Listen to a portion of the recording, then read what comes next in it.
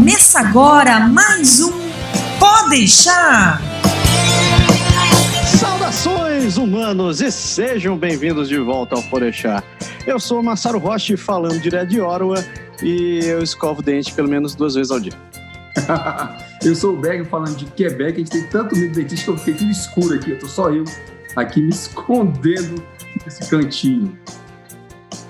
Eu sou a Andréa, tô falando de Vancouver e eu não gosto de sorriso amarelo.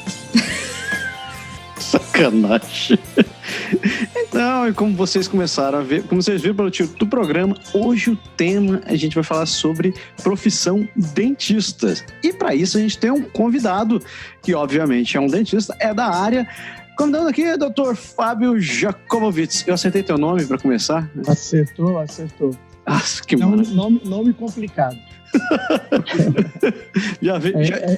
É engraçado que no Brasil o Jacobowitz era complicado, depois que eu mudo para fora, o complicado é o Fábio. O Fábio. Como é que eles falam teu nome aqui, por curiosidade? É Fábio, em Israel era Pablo, era Fável, ninguém conseguia falar Fábio. Fável. Acontece. É a história de nossas vidas, né? É verdade. É verdade. Você perguntou por que o nome dele é Berg Lindo, né? Porque imagina os caras lá em Quebec falando, qual é o seu nome? Lindoberg. Ele. Oi? É Berg. Ah, tá. Vai. Na verdade, foi uma brincadeira de uns amigos meus aqui, brasileiros. E aí começaram a me chamar porque meu nome é Lindoberg, começaram a me chamar de Berg Lindo. E aí, quando eu tinha que criar uma conta diferente pro Facebook para poder botar alguma coisa, eu criei com Berg Lindo, uma coisa assim. E é essa a verdadeira história. Agora é lindo. Eu sou lindo, já faz tempo, já faz bastante tempo que eu sou lindo. Pois é, pessoas. Então, o tema de hoje, a gente vai finalmente conseguir achar um dentista aqui para poder contar pra gente o que é esta epopeia que todo mundo fala para poder trabalhar na área como dentista aqui no Canadá. É exatamente isso, que todos que eu conheci por aqui, vazaram. Para ir para Ottawa, exatamente. É por isso que é difícil a gente encontrar. Não é fácil, não. Ah, não, a gente estava conversando antes, né, e eu comentei que estava perguntando como tinha sido a sua história, e justamente porque eu tenho uma pessoa da família que tentou validar aí no Quebec, veio já há 5 anos e até hoje não está validado, né, por toda a dificuldade do processo, né, e principalmente porque ele tentou fazer aqui. Você estava falando que sua história é um pouco diferente, né, então vai ser bem legal você contar para a gente. Na verdade, o processo não é fácil, como vocês falaram, é uma epopeia, né? Realmente é um processo que todo mundo conhece na área odontológica, os dentistas que a gente conversa. Eu morei uma parte do meu tempo no Brasil, depois que me formei, morei 10 anos em Israel, e quando a gente conversa na área odontológica, quando a gente fala no processo de validação do diploma no Canadá, todo mundo fala, vixe. A primeira palavra é vixe, né? Que é da turma do Nordeste, é vixe, né? Mas estou só transferindo. Mas, na verdade, não é fácil, porque é um processo que leva bastante tempo, tem que ter muito, muito esforço de estudo, que você acha que você já sabe a profissão. Você dança nas provas, porque as provas têm perguntas específicas da odontologia, mas, digamos assim, rodapé de livro, se você não sabe o que eles estão querendo. E não é querendo desestimular, não, mas, na verdade, o processo tem 5 provas. Né? Uhum. Das 5 provas, as 3 primeiras são para imigrantes, ou seja, são para dentistas que fizeram fora do país. Imigrante, eu falo, pode ser canadense também, que foi fazer universidade fora, voltando, ele vai ter que fazer essas 3 primeiras provas. Passando nessas 3 primeiras provas, que na verdade são as mais difíceis, você ainda tem que fazer mais 2 provas, que é do board canadense. E aí entram os estudantes canadenses, eles entram só nessa etapa das provas. As últimas 2 provas, que não é que são fáceis, mas comparadas com as 3 primeiras, eu diria que a velha mamata, digamos assim. Né? É claro que você já está preparado para as 3 primeiras, então as 2 últimas são são tranquilas. Esse processo de requisição aí, quem gera isso daí? Eu andei dando uma lida no site, dando uma googada por aí, eu descobri que tem o National Dentist Examination Board of Canada. Exatamente. Isso daí é um órgão federal, ou seja, ele vale para todas as províncias. Você passando nas provas, você tem a validade do diploma para todas as províncias, mas não significa que você já pode ir e trabalhar em cada uma das províncias. Uhum. Depois de você passar e conseguir o certificado do National Board, você tem que ir em cada província também passar uma série de documentos, burocracia e provas de inglês. Ou seja, você fez já 5 provas em inglês cabeludas e eles ainda pedem para você prova de inglês. Um pouco de absurdo, né? Mas está no in-laws de cada província.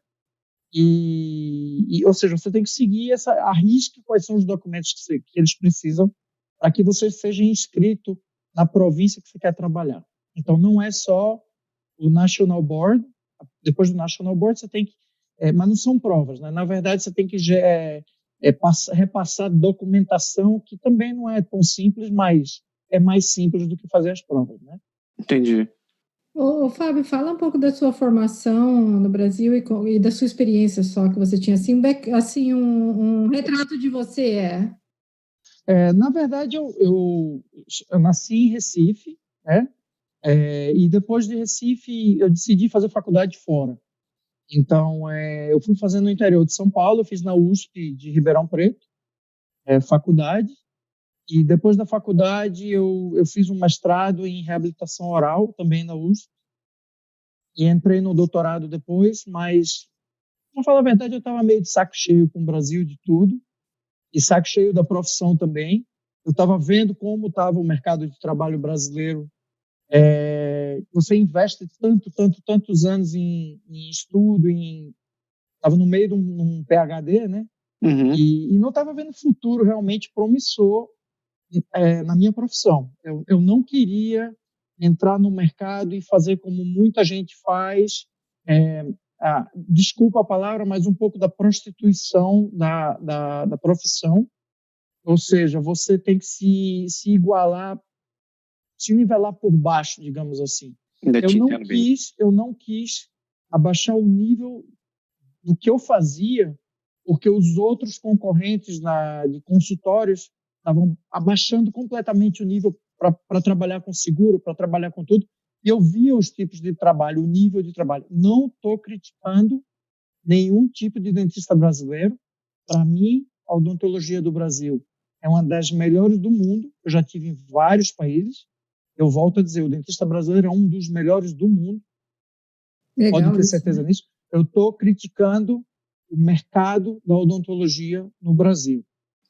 A maneira com que você é pressionado a ter que se adaptar para poder sobreviver, né? Exatamente. E hoje em dia eu vejo colegas de profissão. Você vê, a USP é considerada, se não a melhor da América Latina em odontologia, uma das melhores. E de 80 que se formaram comigo, depois de alguns anos, 40 já não eram dentistas. Nossa. Que duro, né? Mudaram para outras coisas, fizeram outras coisas. E eu estou falando de gente extremamente capacitada, que foi fazer especialização depois e decidiu, sabe uma coisa, eu vou fazer concurso público porque eu não vou... Não. Então essa é a realidade. Mas continuando a falar, então depois, no meio do meu doutorado, eu disse, sabe de uma coisa? Eles cortaram uma bolsa do doutorado e aí eu cheguei para eles e falei, como é que vocês cortam uma bolsa do doutorado? Vocês me falaram para largar o meu emprego para ficar full time aqui na universidade e agora vocês cortam uma bolsa do doutorado? Vocês querem que eu viva de quê? De amor à profissão?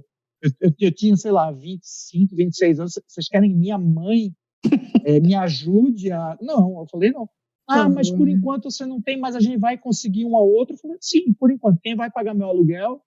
Minha comida, tudo. Aí eu falei, tô fora. Falei para a coordenadora da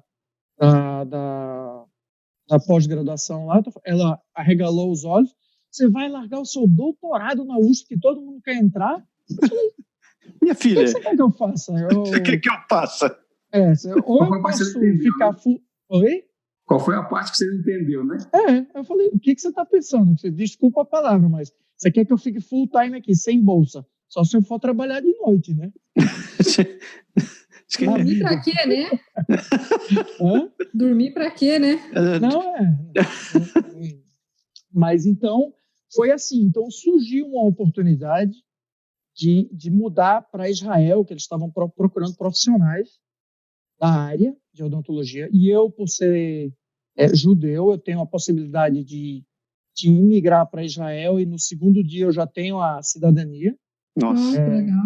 Então, eu fiz, sabe de uma coisa? Eu não era casado, não tinha filho, não tinha nada me prendendo, estava cheio de saco do Brasil. Eu disse, sabe uma coisa? Eu vou. E fui. Né? E fiz o processo. Que é o Brasil e Shalom, né, cara? Shalom. Saudade, claro que tem saudade, mas fiz o processo de validação lá também, que não é tão complicado como aqui, mas não é fácil. São 3 provas também. Uhum. Mas graças a Deus eu não precisei fazer em hebraico, porque senão provavelmente até hoje eu não seria dentista lá, né? Mas eu fiz em espanhol e a terminologia é igual, né? Então você vai fazer uma prova teórica, é igual, não tem dificuldade. Uhum. E a prova prática você não precisa falar em hebraico, você sabe o que é que eles querem lá e boa.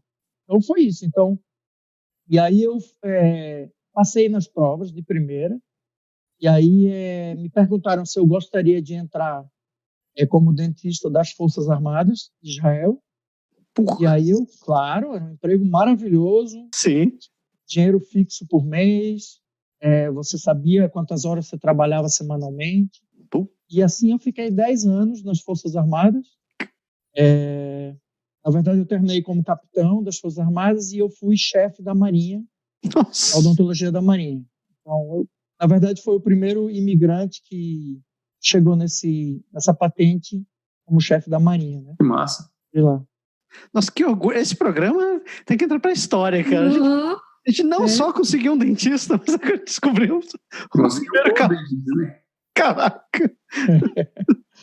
Mas você vê, né, como diria a minha avó, não é pouca porcaria, não. É um balaio cheio. É um balaio cheio. Mas é isso. Então, na verdade, quando eu mudei para Israel, eu conheci minha esposa. Uhum. E aí a gente começou a morar junto, e desde o início ela queria sair de Israel. Então, ela queria ir ou para o Canadá ou para a Austrália. Aí eu disse, espera lá. Austrália. Não, eu disse, acabei de mudar. Você já está querendo que eu mude de novo para começar um processo seletivo, tudo. Falei, não, estou aqui, vamos ficar aqui um pouquinho. E esse pouquinho ficamos 10 anos, mas você sabe. No final, quem manda, né? Não tem. Então, e aí o que a gente decidiu foi, na verdade, a Austrália era muito longe, é longe para o Brasil, é longe para Israel. Não que o Canadá seja, mas o Canadá pelo menos é meio termo, né? É um voo para o Israel, um voo para o Brasil, para a família, para tudo. Quando você coloca no globo, você consegue ver tudo num lugar só, né? Exatamente. Volta. Exatamente. E aí eu também comecei a estudar sobre o processo de validação. E a gente, na verdade, deu muita sorte de ter escolhido o Canadá, porque se fosse a Austrália, como diria lá em Recife, a gente tinha se lascado, né? Porque o processo de imigração do Canadá, ele só te dá o direito de começar o processo de imigração você tendo terminado o processo da odontologia. Então, não é paralelo como aqui no Canadá, né? Então, a imigração da Austrália. Imigração da Austrália. Isso eu falei Canadá? Foi. Não, então desculpa. A imigração da Austrália, ele só te deixa na área, na época que eu chequei, né, para odontologia, ele só deixava a gente começar um processo de imigração se você tivesse terminado o processo da odontologia. E aí é um processo também longo, que vale muita coisa. Mas depois de 1 ano e pouco, ou seja, eu não teria ainda terminado o processo da odontologia, eles tiraram a odontologia da lista que seriam recebidas na Austrália. Ou seja, se eu tivesse começado o processo, eu tinha me ferrado. Tava lascado. Estava lascado. No Canadá, diferente. No Canadá, o processo de imigração era, na época que eu fiz, completamente separado. Ou seja, eu comecei os dois paralelamente. Mas é isso. Então, essa foi a coisa. Então, a gente começou a fazer o processo e fez a imigração. Eu também comecei a fazer todas as provas lá de Israel. Investimento muito, muito alto para vir, voltar a fazer curso. Mas, graças a Deus, 2 semanas antes, na verdade, 1 mês antes da gente mudar, eu fiz a última prova, que eu já sabia que era uma prova um pouco mais simples. Eu recebi a resposta que eu já tinha passado em tudo. E aí, graças a Deus, já deu para trabalhar, já deu para começar a trabalhar. Deixa eu ver se eu entendi, então. Você, enquanto você estava fazendo a validação, você estava em Israel, você tinha que vir e voltar e fazer cursos, essas coisas? Como é que Exatamente. Na verdade, não é que eu tinha que fazer curso. Na verdade, para a primeira prova, eu estudei só, eu não fiz nenhum curso.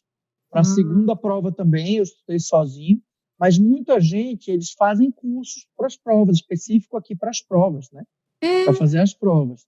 Na terceira prova, que era a prova que muito chata, muito cara, e que só acho que 18% passa, na verdade, a prova prática, que é feita para desanimar mesmo, vamos falar a verdade, é feita para te pegar em pequenas coisas. Então, eu já tinha quase, 15, 16 anos de profissão. Eu falei, não, tá ótimo, dá para fazer a prova prática. O que tem que eu não posso fazer? Eu faço de tudo, não tem problema.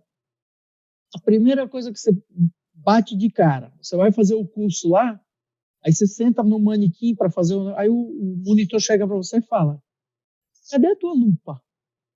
Eu falei, cadê o quê? A tua lupa, cadê a lupa? Eu nunca usei lupa, 16 anos, nunca usei lupa, não sei o que você está falando. Eu falei, você quer passar na prova? Não quero. Então você vai ter que comprar uma lupa. Você vai ter que comprar uma lupa. Eu falei, você está de brincadeira comigo, né? Assim, já pagando viagem, pagando tudo, vindo para cá, para lá, você quer que eu pague $2.000 numa lupa? Porra, não é barato o negócio, cara. Nossa, a mais barata é $2.000. É aquele parece um bilhãozinho que você põe na... Exatamente. Aí eu falei, por que eu preciso disso? Usando aqui. Eu falei, por que eu preciso disso? Eu falei, você acha que você vai conseguir fazer um preparo num ladinho que tem 0,3 milímetros? Você acha que você vai conseguir fazer 0,3 milímetros? Eu falei, não, com certeza não vou.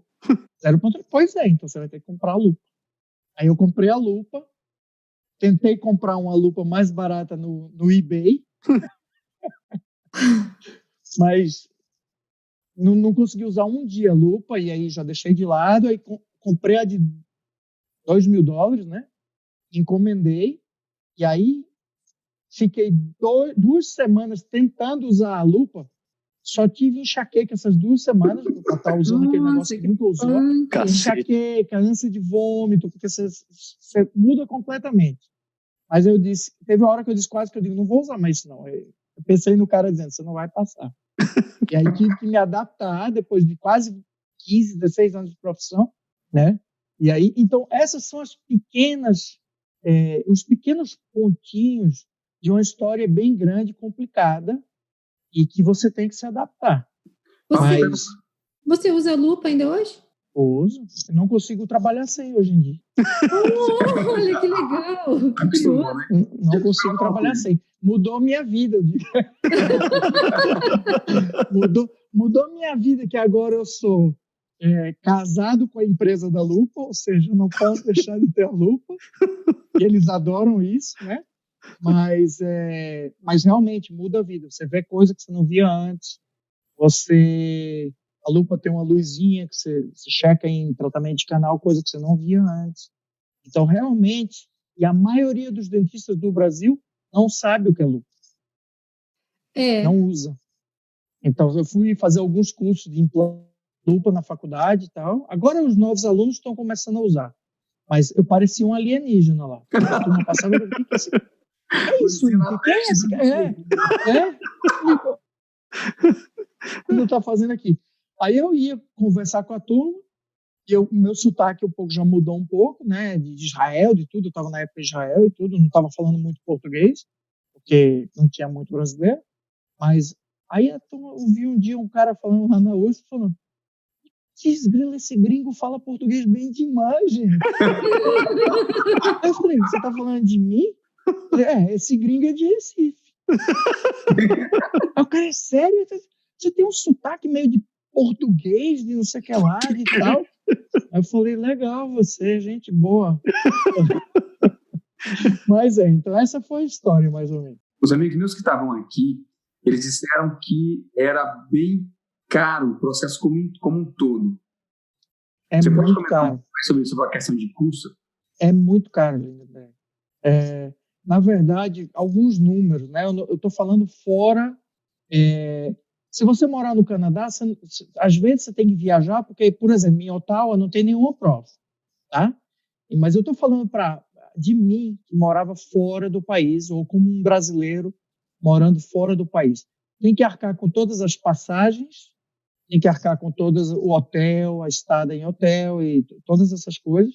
Todo esse em volta, os valores agregados da prova, na verdade, só as inscrições da prova é muito caro. Para você ter uma ideia, só a prova prática, uma prova que a gente está falando, custa $6.000 a inscrição. Oh. A inscrição! A inscrição custa $6.000, porque eles não te dão absolutamente nada para fazer a prova. Mais a lupa, tu tem que comprar ainda. Não, a lupa, esquece da lupa, a lupa já está no bolso, né? Mas já foi. Estou falando a prova prática é a terceira, tá? Custa $6.000, eles só te dão um manequim, que é, na verdade, a boquinha, né? Do paciente, a cadeira, mas você tem um mini consultório de instrumentos. Uau! Ou seja, eu, como trabalhei para as Forças Armadas, eu nunca tive o meu consultório. Então, quem tem o consultório, claro que tem que traz tudo do consultório, mas eu tive que comprar tudo. Ai, cacete! Tudo. Mas quem tem consultório no Brasil não pode trazer os equipamentos de lá, pode? Pode, claro. Pode. Tá. Pode. Você, claro, tem que despachar, você não pode vir com isso na mão. Sim. Mas pode trazer, mas não é fácil. Tá, não, porque eu pensei, às vezes, tipo de certificação nacional que eles pudessem exigir aqui no Canadá, que fosse algum equipamento certificado aqui. Não, instrumento é instrumento, você pode trazer o que você quiser. É claro que tem as regrinhas na prova, isso que você pode, isso que você não pode, mas normalmente isso é meio que globalizado, ou seja, o mundo está muito parecido com os instrumentos e com materiais, e eles pedem os tipos de exercícios que você tem que fazer no manequim. Então, pede para fazer uma restauração, pede para fazer um preparo, para fazer uma coroa, para achar os canais de um dente que é de verdade, né? É um dente de plástico especial. Então, realmente é muito caro. E o processo para você chegar nessa prova prática, os treinamentos que você tem que fazer, os cursos que você tem que fazer, o investimento que você tem que fazer, porque você tem que comprar os dentinhos, você compra para trabalhar nesses dentes. Né? Você compra, não te dão nada. Cada dente desse, eu não me lembro muito bem, mas não é barato. Não lembro cada um. Então, você tem que fazer, não é... Por exemplo, para abrir um dente para canal, você tem que treinar em 50 dentes, 100 dentes, certo? Para fazer a prova. Cada dente desse, se custa $15, $20, $25, estamos falando em um dente. Um dente, né? Então, é realmente um investimento alto. Por isso que muita gente desiste. Um amigo meu, que a esposa dele, eles são de Toronto, e ele me falou assim que o custo total, porque eu perguntei esses dias, ela tem muita experiência também, eles também são do Nordeste, e ela tem, inclusive, ela trabalhava com endodontia e tudo, né? Então, ela tem muitas horas de curso, assim, de formação e tudo que ela poderia usar aqui, mas ela tem que fazer a validação. custo total para ela validar aqui seria em torno de $30 mil. É uma coisa assim, mais ou menos, mas eu acredito que ele esteja falando, isso já engloba o custo de curso. Sim, pode ser. Então, se a pessoa resolver, em vez de fazer curso, a pessoa resolver fazer como você fez, que estudou sozinho, você consegue dar uma enxugada nisso aí, porque é uma coisa puxada em $30 mil. É puxado, mas são os valores, mais ou menos os valores, né? É claro que vai um pouquinho para cima, um pouquinho para baixo, depende do que você quer, depende de que material você quer comprar, depende de que curso você quer fazer, depende de que hotel você vai ficar, depende de que passagem você está comprando, qual é a época. Meus amigos aqui falavam de 15 a 20 mil. Não, isso é muito pouco. Eu já escutei isso. Mas eles moravam aqui, né? Eles já moravam. Aí sim. Não, mas meus amigos moram aqui também. Falaram em 30 mil, mas moram aqui. Faz as contas. Vamos fazer uma conta por baixo, tá? Se você fizer a inscrição mais as 2 primeiras provas, digamos que você já paga aí uns 2 mil. Aí você faz já a terceira prova, mais 6 mil. Já deu 10. Já vão 8, né? Já dá 8 para 10. 8 para 10. Isso estamos falando se você passar tudo de primeira. Tá? Isso. Tudo de primeira. Então, já vai aí uns 8, 9 mil dólares, certo? E aí você faz as 2 últimas provas. Aí você bota mais, sei lá, mais uns 3 mil. Então vai aí uns 12, 13 mil, tá? Só de inscrição eu estou falando. Eu estou falando de inscrição. Aí você adiciona isso, o material, tá certo? Se esses teus amigos já têm aqui o material, bem, é diferente. Mas se você tem que comprar, você tem que gastar no mínimo mais uns 6 pau. Já começou em 15, porque a lupa é 2. Exatamente. E aí mais material, 6 mil. E aí você não vai fazer a prova prática sem fazer um curso. E aí o curso você pode pagar de uns 2,5 até 5, 6 pau de curso. Entendeu? Então você chegou perto dos 30 mil. Fácil. Falasse que nem todo, tipo aqui em Ottawa não tem como fazer essas provas, né? Não tem. Como é que funciona isso? Tipo, tem lugares específicos do país que você pode fazer a prova? Sim, isso. Por exemplo, no meu caso, como eu estava morando em Israel, tinha um centro em Londres, na Inglaterra, não Londres aqui. Londres, na Inglaterra, que eles abriam para você fazer a primeira prova, que é a prova teórica. Então você podia viajar, em vez de viajar até o Canadá, você podia ir para lá. Ou seja, vai gente da Europa, da Índia, de todo daquela época, fazer a prova em Londres, né? Mas, sim, tem os centros específicos aqui. Massaro, esses centros é onde existe universidade de odontologia. Entendi. Ou seja, Halifax tem prova. Ottawa não tem, porque não tem universidade. Toronto tem. Calgary, acho que você pode fazer a prova em Calgary. Vancouver, você pode fazer a prova em Vancouver. Não lembro mais de outros lugares, mas pode ser que esteja fugindo da minha cabeça agora. Mas eu acho que normalmente a ideia é de ter centros onde tem a universidade. Porque aí depois você pode continuar e fazer também a prova prática. Você precisa das cadeiras odontológicas, então você precisa da universidade, né? No caso das provas, a informação que eu tenho é que elas têm provas que são feitas uma vez ao ano, provas 2 vezes, como é que... Na verdade, André, isso aí mudou um pouco. Na época que eu fiz, eu vou explicar um pouquinho o processo rapidinho, tá? Mas acho que é interessante para que saiba. Sim. Existem 2 vias de você fazer a sua revalidação do diploma. A primeira via é o que bastante gente tenta fazer para fugir da prova prática. Você passa, a primeira prova é teórica, são 150 questões, eu acho, não sei se mudou, não estou lembrado bem.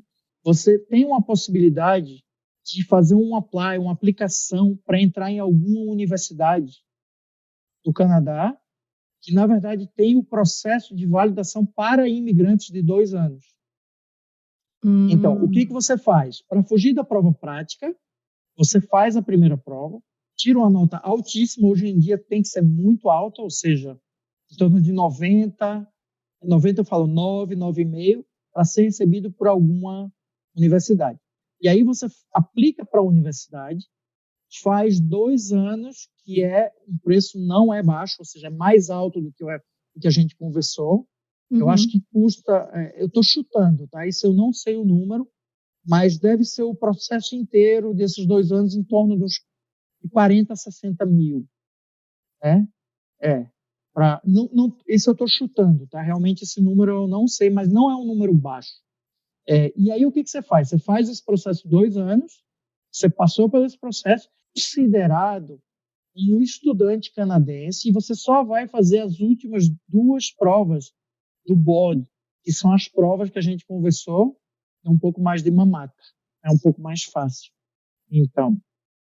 Caraca, mas eu acho que... Mas você passa 2 anos meio que como residente em odontologia na universidade. Estudante mesmo de odontologia, ou seja, tem coisa que você vai aprender mais ou menos do zero, apesar de você saber, né? Uhum. Mas tem muita gente que quer ir por essa via para tentar fazer o networking. Eu não acho que vale muito a pena. Para mim, graças a Deus, realmente, assim, me esforcei muito, mas Deus me ajudou muito, que passei de primeira em tudo. Então, eu praticamente 1 ano e meio, 1 ano e 6 meses, eu já estava com o certificado. Mas você me perguntou quantas vezes por ano tem as provas.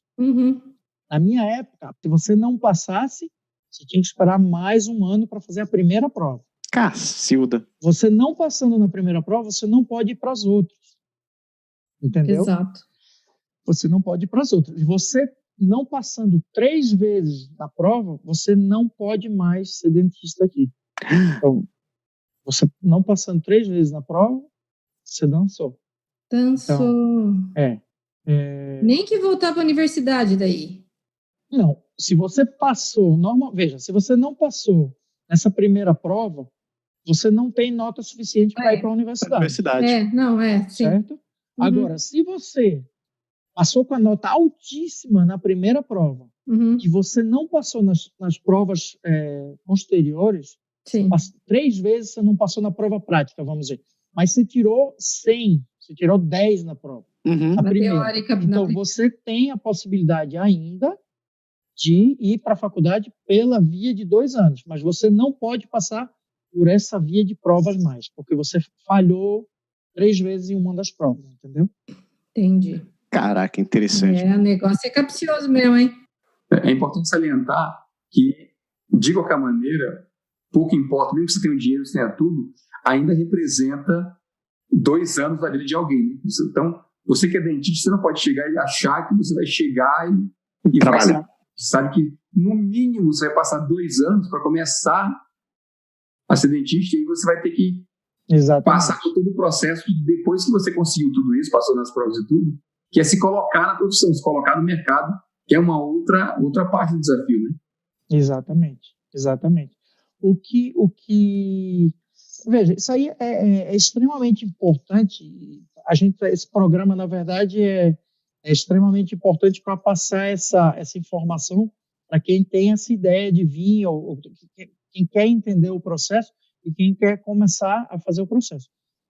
O que eu indicaria, na verdade, se tiver alguém que queira fazer isso, não é impossível. Você precisa, sim, investir, mas seria realmente tentar fazer o processo sem deixar o teu trabalho aí no Brasil. Faz aí do Brasil, investe um pouquinho mais, porque você chegando aqui e você tendo que manter a tua família estudando, indo trabalhar em empregos que, na verdade, vai te pegar algumas horas do teu trabalho, da tua energia, né? Porque você vai ter que manter a tua família aqui, de alguma forma. Na verdade, muito complicado, porque eu teve dias que eu treinei 16 horas. Nossa senhora, cara. Teve dia que eu treinei 16 horas. Até para o azar, às vezes você tem um pouco de sorte, né? Na verdade, 1 mês antes da minha primeira prova, eu estava trabalhando nas Forças Armadas lá eu saí de férias para dar uma relaxada, fui visitar meu irmão fora, e aí a gente foi jogar tênis, eu rompi o meu tendão de Aquiles, um mês antes. Ui. Cacete! Rompi o tendão de Aquiles. Então, até pro azar você tem sorte, porque foi um mês antes da prova, e aí eu recebi uma folga do exército para ficar em casa. Ficou Sendo treinando. remunerado, isso, sendo remunerado. E aí fiquei em casa estudando, eu não podia me mexer, né? Então teve dia que eu estava realmente 14, 15 horas estudando para a prova, e esse mês foi o que me salvou para passar na prova, porque eu não sei se eu passaria na prova porque eu estava trabalhando normal, né? Eu voltava para casa cansado pra caramba, e aí Sim. que tinha que começar a estudar, né? E você me falou, André, você perguntou da inscrição da prova uma vez por ano.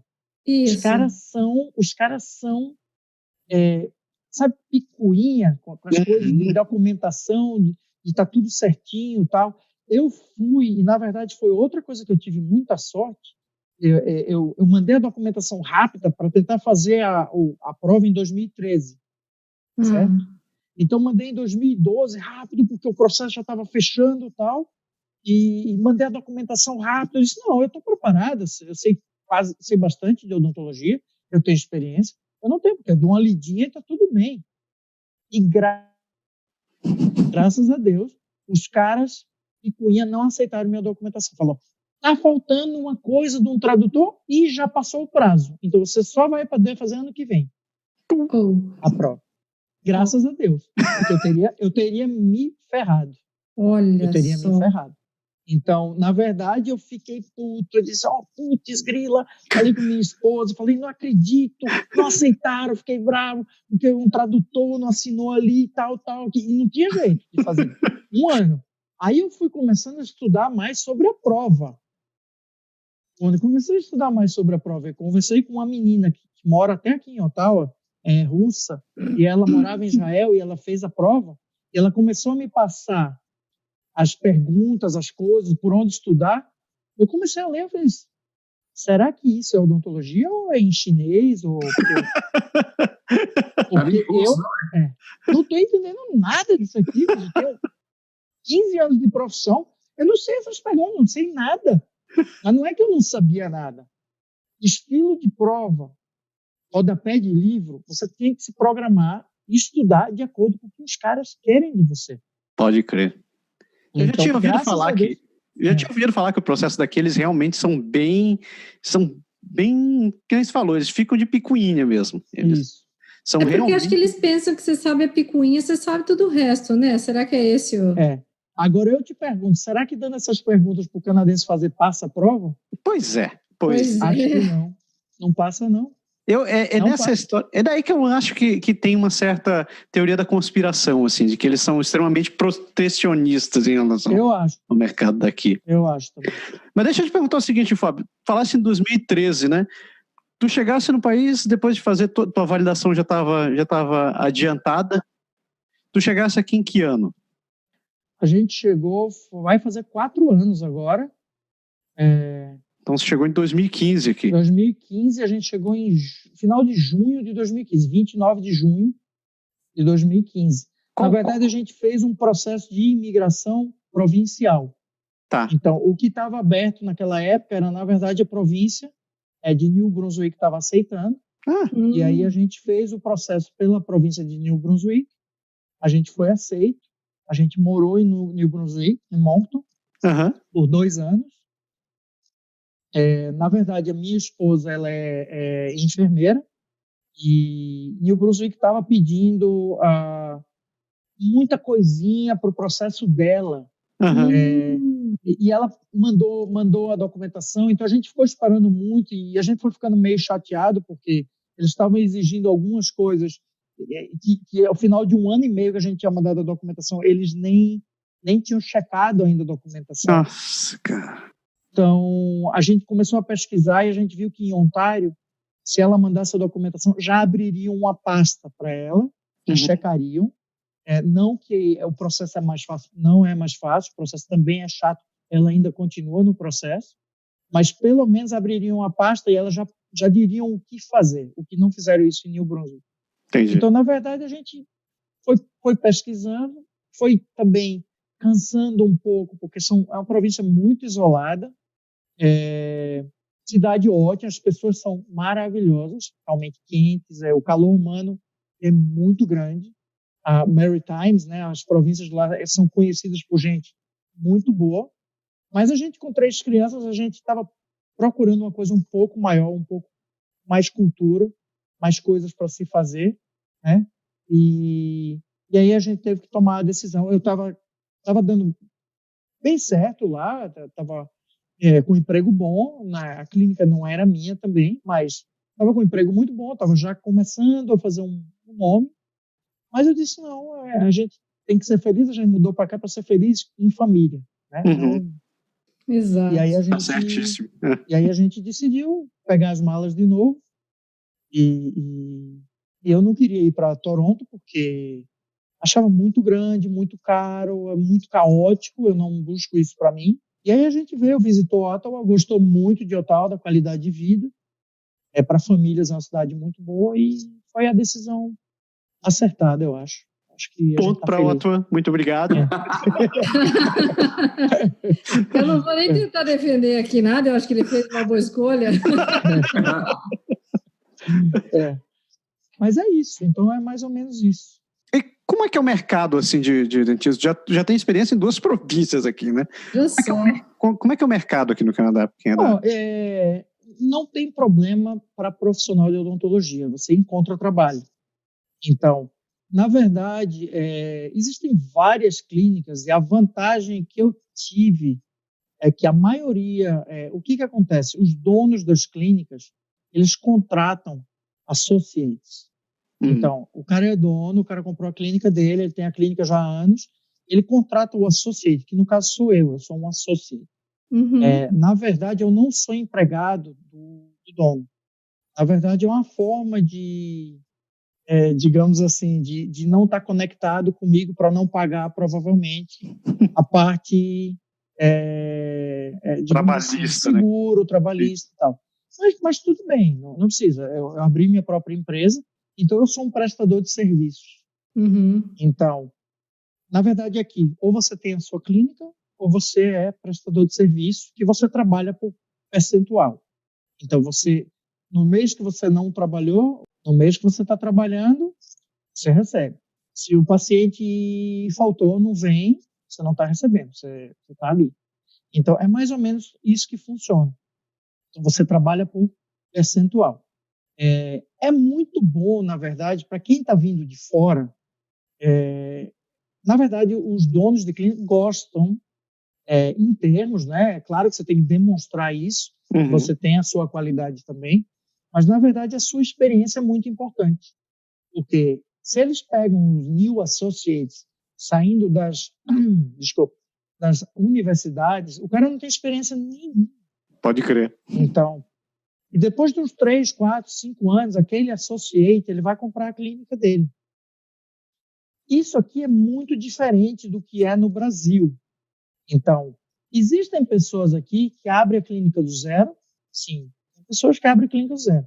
É a maioria? De jeito nenhum. É a minoria, quase nada. É caro, né, cara? Ninguém faz isso. É um investimento. Por quê? É um investimento altíssimo, e você começa do zero. Você começa sem nenhum paciente. Ou seja, a clínica não tem cash flow. Você não tem dinheiro. Você está pagando ali 1, 2 anos o teu investimento, você está trabalhando no vermelho. Então, o que a pessoa prefere fazer? A pessoa tenta achar alguma clínica que alguém está se aposentando, por exemplo. O cara está se aposentando e o cara vende a clínica com os pacientes. Nossa, com a carteira, né? Nossa. Exatamente. Então, o cara vende a clínica com os pacientes. Então, por um lado, Massaro, é fantástico. Por outro lado, é fantástico para o banco.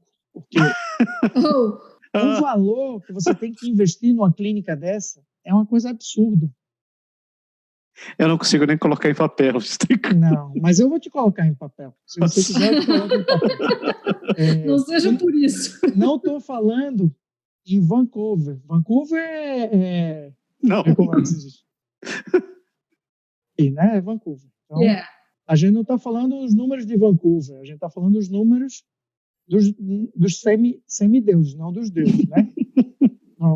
Os números daqui, se você quer comprar uma clínica dessa pequena, uma clínica pequena, que não tem muitos pacientes, e uma clínica que não está rodando muito dinheiro, eu estou falando uma clínica pequena que não está rodando muito dinheiro, porque o cara é idoso. Tô ficando nervoso. Porque o cara é idoso, porque o cara está doente, porque quase ninguém está indo mais lá. Ou seja, o equipamento é todo velho, todo acabado. Você está pensando em torno dos 700 mil. Caraca. 700 mil. Você quer comprar uma clínica grande, legal, 1,5 milhão, 2 milhões, 2 milhões e meio. Caraca. E o que está acontecendo no mercado de Ottawa agora é que se eles oferecem a clínica, sei lá, por 1 milhão, você não está sozinho, meu amigo. Você vai ter bid com mais 3, 4, 5. Nossa, entendeu? até nisso também tá assim, tipo, legal. Exatamente. Então, se eles oferecem por 1 milhão, pode ter certeza que não vai ser 1 milhão. Esse preço módico. 1 milhão e 100, 1 milhão e 150, para você conseguir comprar essa clínica. E aí o banco adora, né? Porque ninguém tem essa grana, pelo menos eu não tenho embaixo do colchão, mas ninguém tem essa grana para isso. Você pega tudo do banco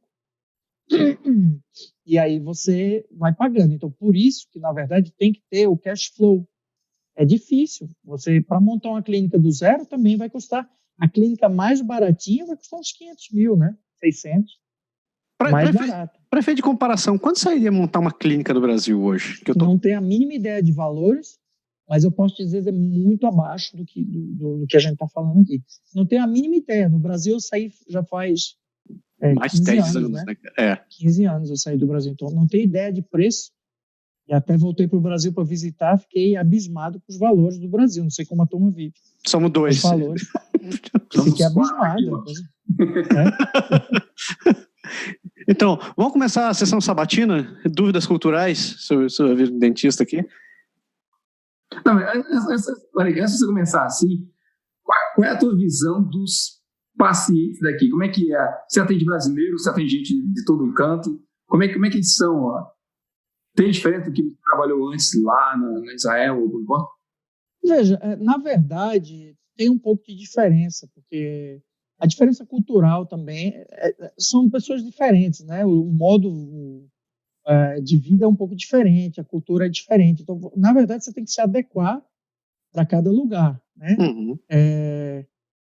Por exemplo, coisas simples que eu vou te falar. No Brasil, todo paciente você dá um abraço, né? Você vem, dá um abraço e tal, né?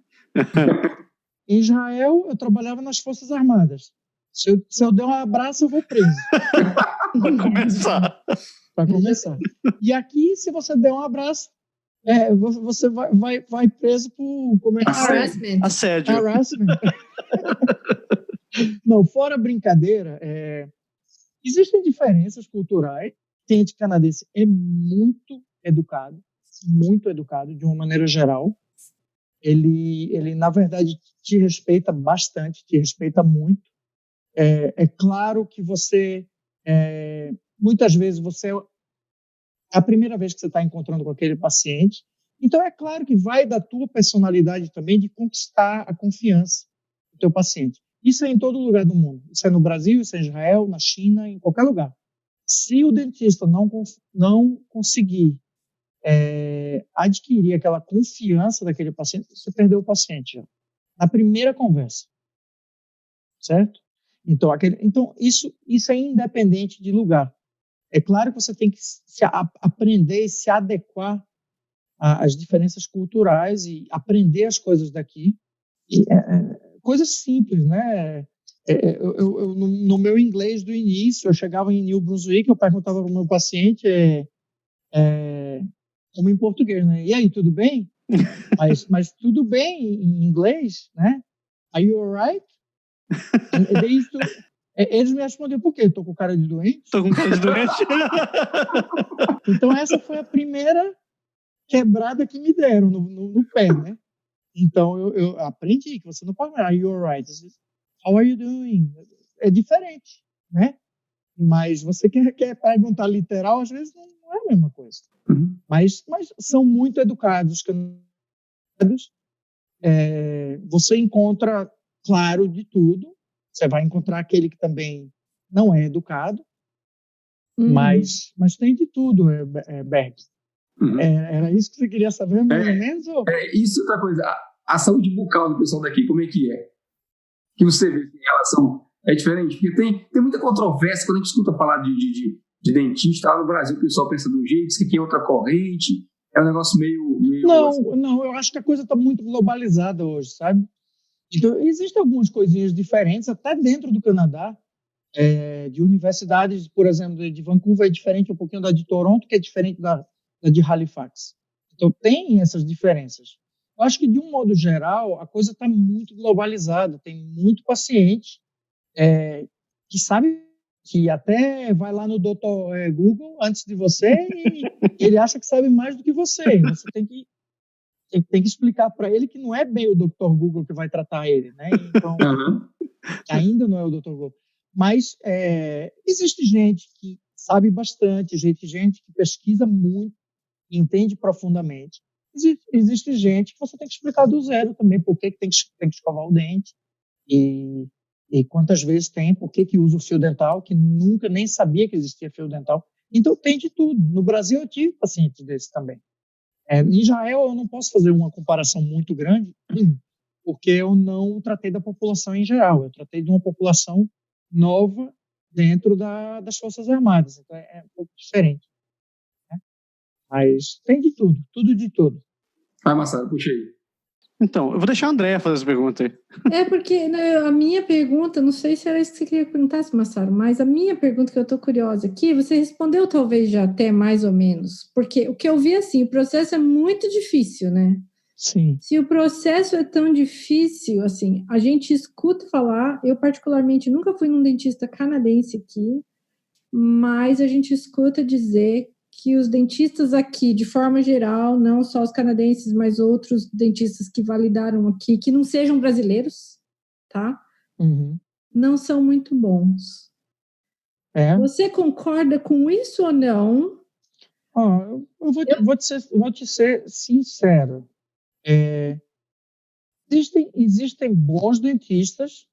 Eu acho que, outra vez eu vou te dizer, o nível da odontologia brasileira está acima de todos os lugares que eu visitei no mundo, pela competência, pela mão do brasileiro, mas não só isso, mão não faz. As universidades são muito preparadas no Brasil. O Brasil é um lugar que, eu não sei hoje em dia, a maioria das faculdades, você vai ter muito paciente para fazer tratamento dentro da faculdade, por ser um tratamento subsidiado ou de graça, certo? O que em algumas faculdades do mundo você não tem paciente. Entendeu? Então, eu estou dando o meu exemplo, eu não estou generalizando, estou falando Fábio. Sim. Na verdade, eu saí da faculdade e eu tinha feito, no mínimo, uns 300 extrações, 400 extrações. Porra! Porque tinha na faculdade e não era só na faculdade. A gente foi fazer estágio em posto de saúde, a gente ia 1 ou 2 vezes por semana em posto de saúde, a gente ficava a noite inteira atendendo paciente, de noite. Caraca! Então, chamava clínica noturna, você saía da faculdade, você ia para a clínica noturna, você começava, sei lá, 7, 2 da manhã. Entendeu? E isso era extremamente bom para a gente, porque a gente estava com um professor que era responsável por aquele centro de saúde, unidade de saúde, tinha 5, 6, 7 estudantes que queriam fazer isso com ele, e aí você fazia numa noite 5, 6, 7, 8, 10 extrações por noite. Né? Cara. Então, isso te dá uma mão que não tem em outro lugar. Então, outra coisa, tratamento de canal. Você fazia tratamento de canal bastante na faculdade, vinha. Aí você chega para uma universidade, você pergunta para o estudante, ok, quantas extrações você tem que fazer para passar no último ano? 10 extrações. Eu falo, 10 extrações para terminar? Para ser dentista, fez 10 extrações? Porra! Ou seja, isso eu fiz numa noite. Estudante. Então, essa é uma grande diferença. porque as universidades brasileiras, eu acho que ainda hoje é assim, eu tô quase 21 anos de formado, então, mas eu acho que isso é uma grande vantagem, independente de que universidade seja, você tem muito treinamento na universidade. Então, se em algumas universidades você talvez, não estou falando da USP, algumas universidades particulares ou não, talvez você peque um pouco mais na parte de desenvolvimento de pesquisas, né? Continua tendo muito paciente, muita coisa, muitos professores que saíram de universidades públicas e foram para particulares são extremamente gabaritados. Então, no geral, você sai muito bem preparado. Então, eu acho muito ruim, André, generalizar e falar os dentistas canadenses são muito ruins. Não são. Tem muito dentista canadense muito bom, tem muito trabalho porcaria que eu vi também. No Brasil, ida e outra, eu pego um monte de trabalho porcaria vindo do Brasil. E por isso eu tenho que falar que o dentista brasileiro é ruim. Não, aquele específico trabalho não foi feito bom.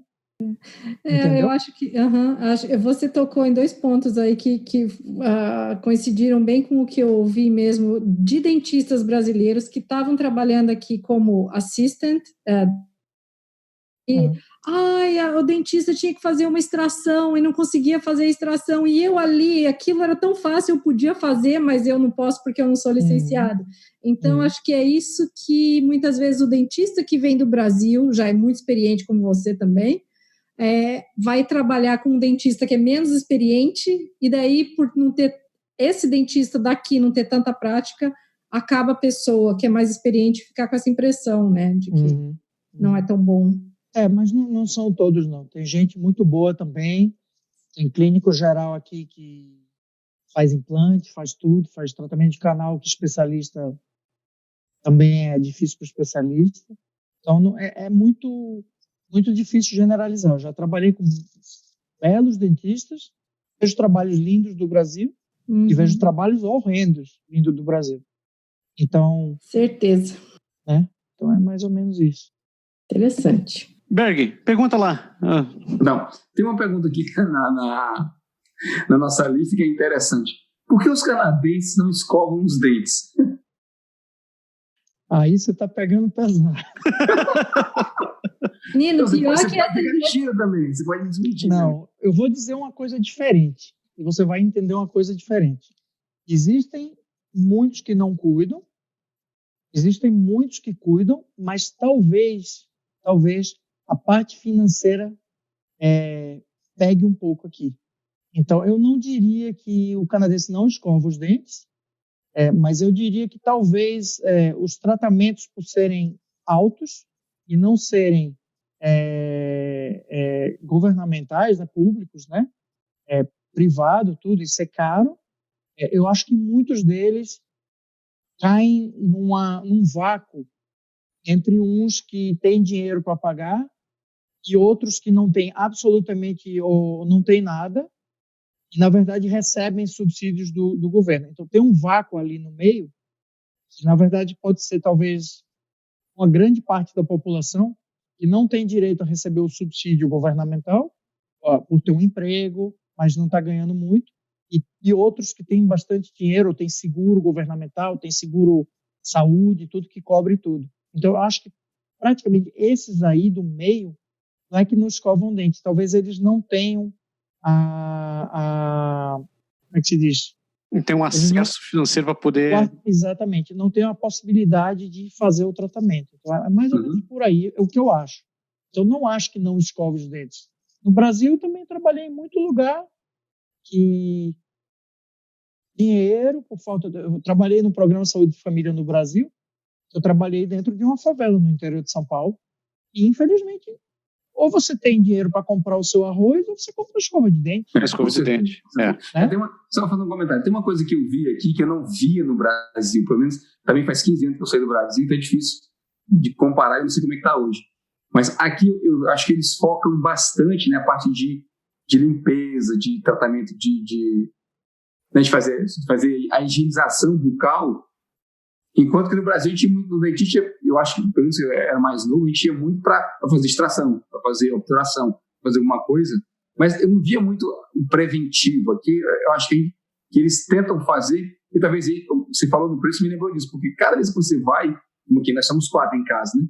Então, as crianças ainda estão na fase que o governo paga, quem quer ver o governo paga, o meu mais velho não está mais, mas é caro se você for fazer uma limpeza 6 meses, a cada 6 meses de tratamento, e o cara achar, tem muito emprego aqui que não dá seguro, o tratamento sai caro. É caro. Sabe o que acontece? Você falou da limpeza, né? Na verdade, o Brasil, até na época que eu saí, não existia a profissão higienista bucal. Pode ser que mudou, mas não existia. Ou seja, o dentista que fazia limpeza, e é isso? Em Israel e aqui no Canadá, você tem a profissão de higienista. Então, tem a profissão que você senta com ela vai fazer a tua limpeza, né? E o dentista vai sentar lá para fazer o exame. Então, é mais comum até o paciente ir para a limpeza do que ir para o dentista. Uhum. O dentista só depois, se ele checou alguma coisa e viu que tem alguma coisa para ser feita, aí ele senta na cadeira da higienista e fala, tem isso, isso, isso. Aí o paciente volta com o dentista. Mas o mais normal é sentar com o higienista, que não tem, ou pelo menos não tinha 20 anos atrás no Brasil. Não sei que hoje tenha, mas eu não conheço. Ô Fábio, deixa eu te perguntar uma coisa. Prós e contras de você ir para o Brasil fazer tratamento. A gente está falando em grana aqui, de custo, etc. E tal. Minha mulher, por exemplo, é um caso desses, que ela acabou fazendo um tratamento de canal no Brasil porque não... Porque é uma pequena questão financeira. Certo. Mas me diz assim, prós e contras de alguém que decide ir para o Brasil fazer um tratamento. Tipo, já mora aqui, trabalha, tem seu plano dentário. Por que valeria a pena e por que não valeria a pena? Quando vale e quando não vale a pena você fazer um negócio desse? Né? E nesse exato momento eu estou dando um tiro no teu pé, porque eu sei que tu trabalha. Não, mas eu falo muito. Eu acho que ser franco com o teu paciente é uma coisa extremamente importante. Todos os meus pacientes, é claro, é minha profissão, mas eu não vendo o que eu não quero fazer. Uhum. Entendeu? Eu não vendo o negócio falar para ele, não, você tem que fazer aqui, porque é importante fazer aqui. Eu sempre deixo em cargo do paciente. Então, eu pergunto para ele, olha, você tem um monte de trabalho para fazer, certo? Vai custar tanto, tanto e tanto. Você aí fala, eu estou indo para o Brasil daqui a um mês. Estou indo para o Brasil daqui a um mês. Você quer fazer a maioria? Faz. Vai para o Brasil, faz. Agora, a coisa que você tem que pensar também, existem alguns tipos de tratamento, certo? Que o interessante é o follow-up. Ou seja, você precisa daquele profissional. Uhum. Por exemplo, você vai no Brasil, eu tive alguns casos aqui. Fez no Brasil, fez 3 coroas, tal, chega aqui com a coroa destruída, as 3. Quebrada. Entendeu? Tudo quebrado. E aí, o que eu posso fazer agora? O que eu posso fazer? Milagre eu não posso fazer. Pois Milagre eu não posso fazer. Chega com as 3 coroas na mão, fraturadas. Fábio, me ajuda. Eu olho e falo, olha, como você quer que eu te ajude? Porque se eu colar de volta essas coroas, não vai ficar.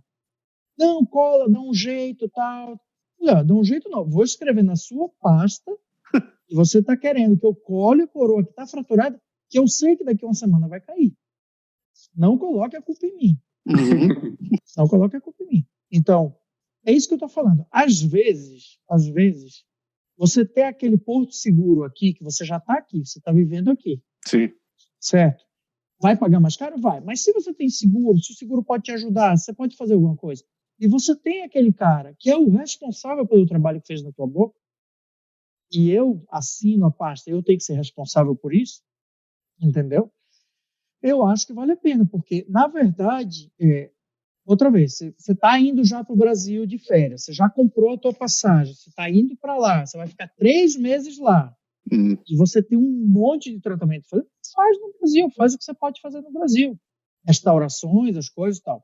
Agora, já me perguntaram, ótimo, agora, eu quero fazer um implante. Puta que pariu! Você quer fazer um implante? Falei, pensa 2 vezes antes de fazer um implante, porque você vai fazer um implante, E aí, depois de 3 meses, você vai ter que abrir o implante, colocar um cicatrizador na gengiva. Depois de 3 meses que colocou o cicatrizador, vai ter que botar a coroa. Isso, a gente está falando na etapa que não é colocar o implante, tal, que muitas vezes, em muitos casos, você não consegue fazer isso. Então, o que você vai fazer? Você vai colocar o implante, você vai voltar lá 3 meses para colocar o cicatrizador, depois de 3 meses você vai voltar de novo para colocar. Você vai ficar voltando. Sai mais caro. Pois é. Sai mais caro, né? Então, existem tratamentos que, na verdade, se você tiver a possibilidade de fazer o tratamento aqui, e, por exemplo, eu te dou um exemplo simples. Você fez uma restauração simples, certo? A restauração fraturou. Daqui a 2 meses. Acontece. Na verdade, existe meio que um pacto aqui.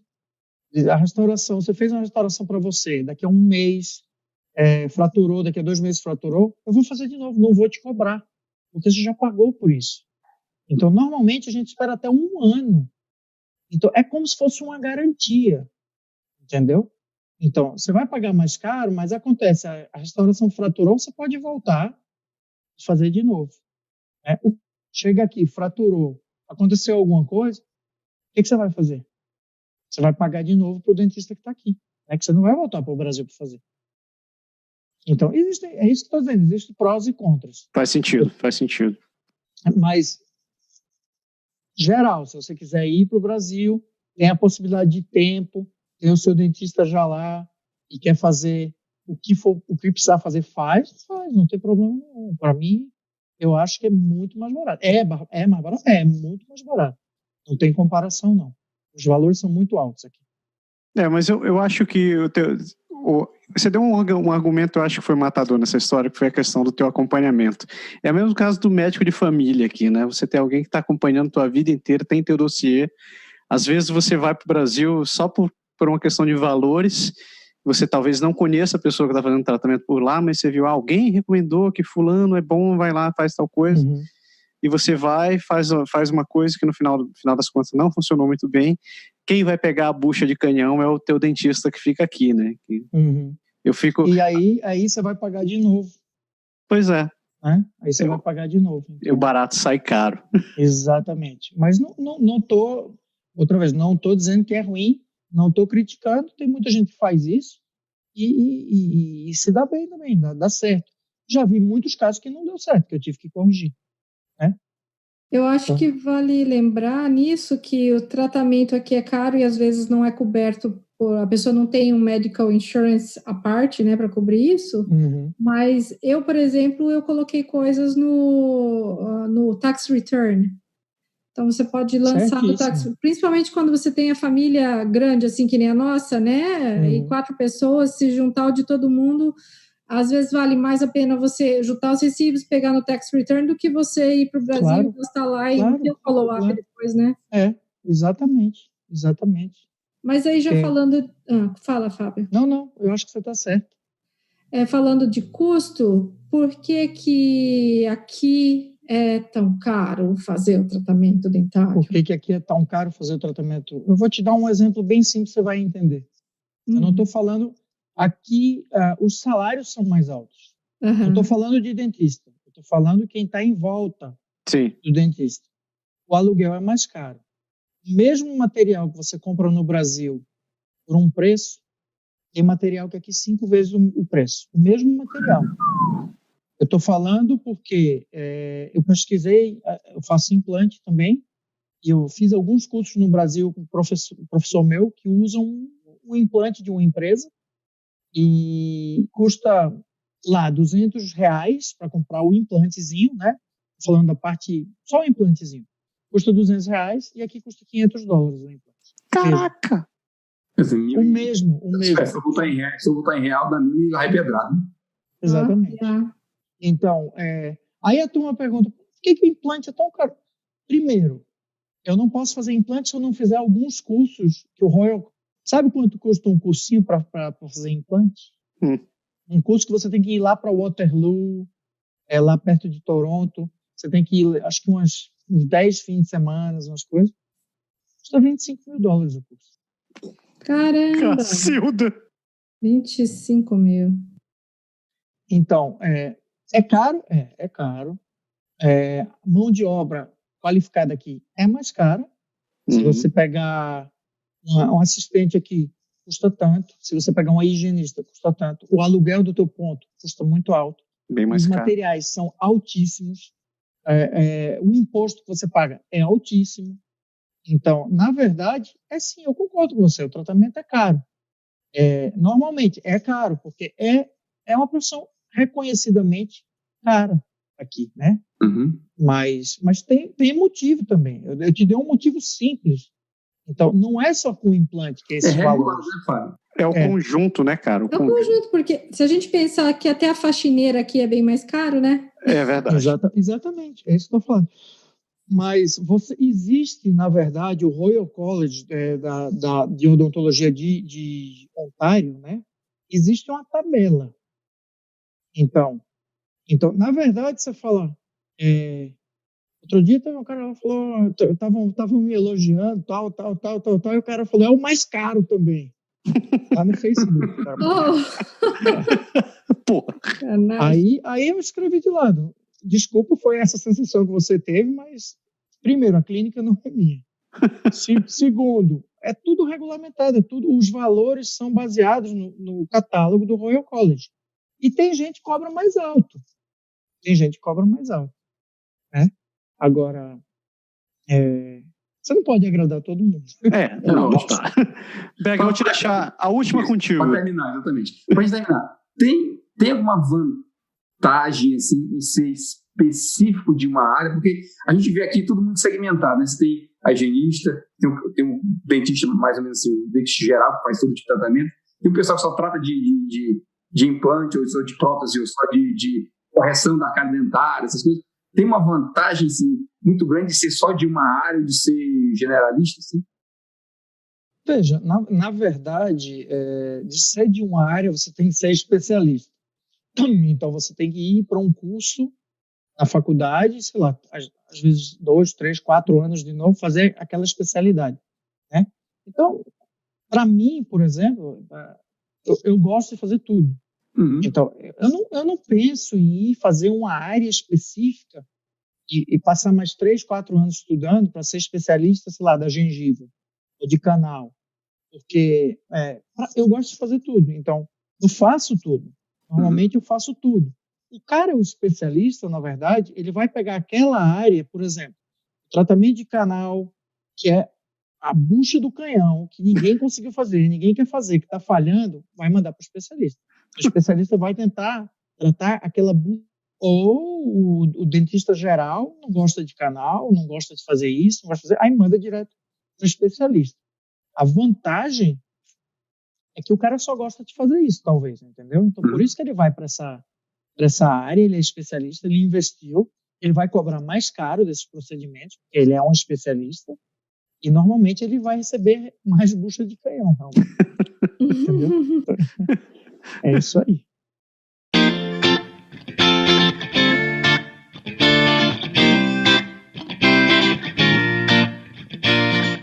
Fábio, a gente chegou no final do programa. Eu queria te agradecer muito a tua presença aqui. Muito obrigado pelo teu tempo. Eu sei que o horário é bem avançado para ti.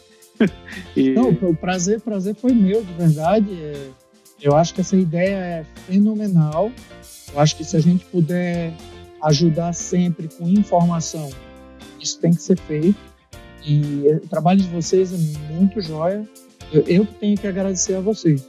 Que isso. Oportunidade. E por sinal, eu quero te deixar o espaço para poder fazer propaganda do teu trabalho aqui também, né? Esse consultório. O consultório se chama Britannia Village Dental Center. Né? Fica na Richmond Road, 1475A Richmond Road. E quem quiser ligar para marcar um horário de consulta, o telefone é o 613-680-4455. E vocês estão à disposição aí. Eu vou estar à disposição de vocês quando vocês quiserem, qualquer coisa que precisar, a gente vai tentar ajudar. Por sinal, eu vou lá, porque tá na hora, tá vencendo o tratamento. Que hora eu tô bem servido, né? Eu preciso marcar um horário. Vem, mas você já falou que dentista morre de fome com você, só vamos sair para tomar um café ali do lado. Então. Fechou, adorei. Tá bom? Pessoas, muito obrigado pela audiência de vocês até aqui.